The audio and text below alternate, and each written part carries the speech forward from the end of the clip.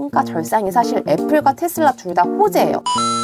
안녕하세요, 영예대 지정은입니다. 여러분, 애플이 마인드 컨트롤 기술을 개발한다는 소식 혹시 알고 계셨나요? 진짜 내 마음을 조종한다는 게 아니라요, 생각만으로 아이폰, 아이패드, 애플워치를 조종할 수 있다는 겁니다. 제가 이 소식을 듣고 한 영화가 떠올랐는데 바로 엑스맨이었습니다. 그 엑스맨의 프로펙서 X, 그 민머리 아저씨가 맨날 생각으로 다 조종을 하잖아요. 근데 이제 그 이상한 헬멧 쓰지 않고 바로 이 아이폰을 이제 조작을 할 수가 있다는 거죠.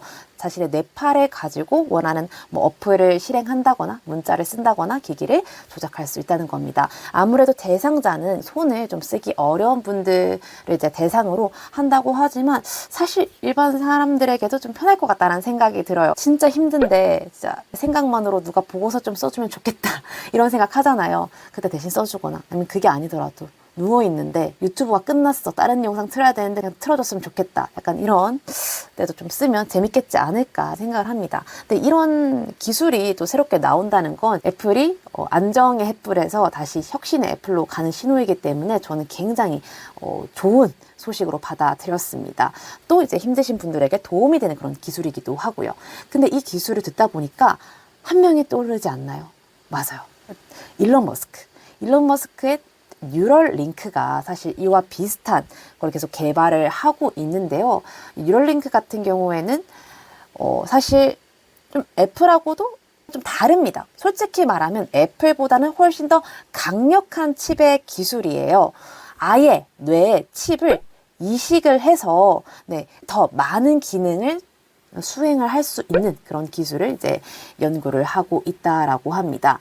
그러면 둘 다 이제 뇌를 이렇게 열어야 되는 거냐? 그거는 아니고요. 애플 같은 경우에는 이제 정맥 주사를 통해서 이제 칩을 놓을 수가 있고, 뉴럴링크 같은 경우에는 직접 두개골을 열어가지고 넣어야 된다는 것 때문에 접근성에 대한 그런 차이점은 있는 거.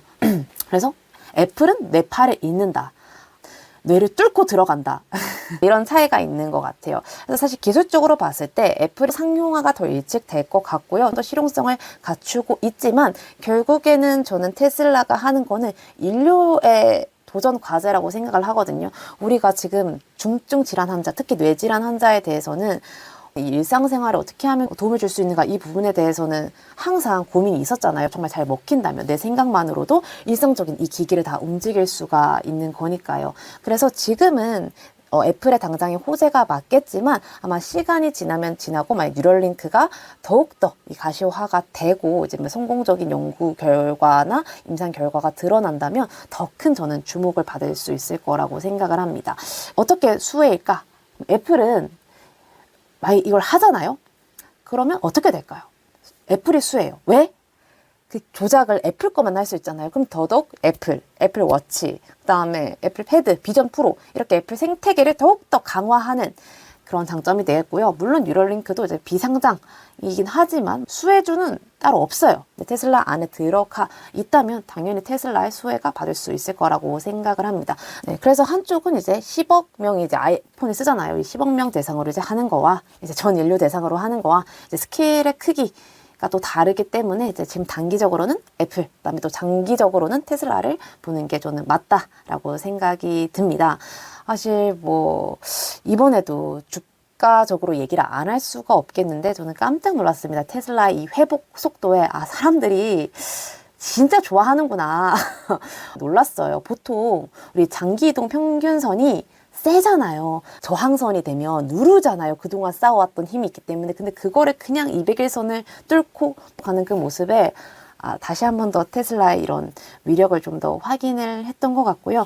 애플은 그에 비해서 안정적으로 좀 가는 편입니다. 그래서 제가 더 좋아하는 것도 있는데, 그래서 오히려 지금 둘 중에 보자면 애플이 그래도 테슬라보다는 덜 올랐기 때문에 애플을 보는 게 맞으나, 만약에 이런 테슬라가 하는 그런 과제들 있잖아요. 자율주행 로봇 택시, 그리고 뭐 휴머노이드 로봇, 이런 것까지 다 합쳐서 종합 선물 세트로 봤을 때 장기적으로는 테슬라가 이걸 다 이뤄낼 경우, 지금 자동차 가격 하나만 가지고 봐야 되잖아요. 근데 이것까지 다 반영이 된다면 추후에는 엄청난 결과를 또 보여주지 않을까라고 생각을 합니다. 근데 항상 이렇게 꿈과 희망을 먹고 사는 주식이니만큼 버블이 생기기도 하고요. 작은 리스크에 우수수 떨어지기도 합니다. 이번에 관세 폭풍 때도 테슬라 떨어지는 거 한번 보셨잖아요. 이전에 2022년 고금리 됐을 때 떨어지는 거 보셨잖아요. 그렇죠? 그래서 이 안정성과 이제 성장성은 이제 같이 가기는 어렵다. 그렇기 때문에 이제 눌릴 때마다 분할 매수의 전략으로 가는 것이 마음이 편하거나 아니면 지금처럼 푹푹 눌리는 순간이 왔을 때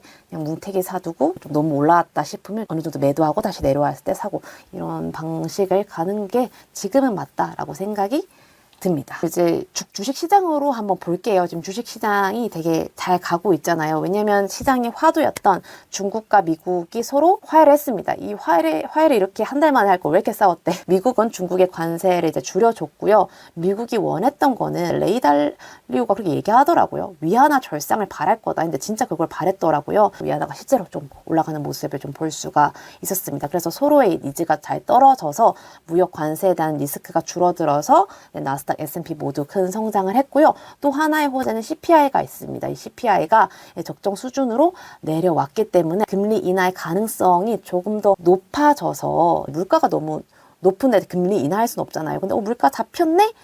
해서 인하 가능성이 생겨서 이제 주식시장에는 호재라고 볼 수가 있을 것 같습니다. 근데 이 위안화 평가 절상이 사실 애플과 테슬라 둘 다 호재예요. 둘 다 중국 시장에 되게 수출을 많이 하고 있는 그런 기업입니다. 테슬라 같은 경우도 이제 비아디에게 많이 눌리긴 했지만 그래도 테슬라 중국 전기차가 팔고 있고 또 중국 사람들이 아이폰도 많이 쓰잖아요. 그런 걸 봤을 때 위안화가 절상이 되면 중국 수출 기업들은 힘들어요. 나갈 때 위안화가 비싸지기 때문에. 근데 이제 수입하는 기업들은 더 싼 가격에 뭐 테슬라나 아이폰을 들여올 수 있기 때문에 중국 사람들이 이제 오히려 지갑을 좀 열 수가 있는 거죠. 다른 나라 제품들에 대해서. 둘 다 이 협상이 호재라고 생각을 합니다. 트럼프가 원했던 게 이제 중국 너 무역 흑자 좀 줄여. 그리고 우리 것 좀 더 많이 사. 이런 중국 소비를 늘리고 중국 무역 흑자를 수지를 좀 낮추는 이게 목적이었기 때문에 이게 좀 잘 맞아 떨어져 간다면 미국 증시 또 중국 증시 할 거 없이 호재가 될 수 있겠고 중국 수요가 또 회복이 된다면 테슬라 애플에게도 또 영업 이익적인 면에서도 도움이 될 거라고 이제 생각을 합니다. 근데 이제 지금껏 이제 호재도 많이 왔고 많이 또 올라왔기 때문에 느낌상 한번 쉬어줘야 되거든요. 눌림목이 좀 있어야 돼요. 이렇게 끝도 없이 가는 경주마 그게 더 무서워요. 사실 이렇게 가줘야 마음이 편안한 거지. 그래서 오늘이나 내일이나 내일 모레 좀 왔으면 좋겠는데 이런 쉬어가는 구간이 있다면 이렇게 좀 눌릴 때마다 분할 매수 관점으로 보시는 건 어떨까라고 생각을 합니다. 이게 돈이 막 무한으로 이제 늘어나는 게 아니라 돈도 결국 저는 이동한다라고 생각을 해요.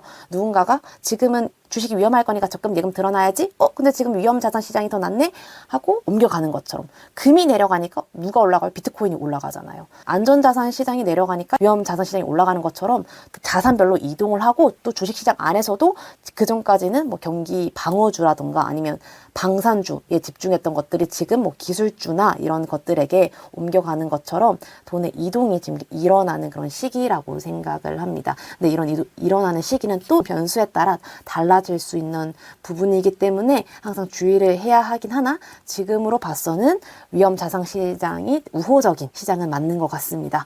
역사적으로 5월이 그렇게 주식시장에 좋지는 않았던 것 같은데 혼풍이 불고 있어서 다행이에요. 가정의 달인데 가정 불화가 없이 화목한 이렇게 달 됐으면 좋겠습니다.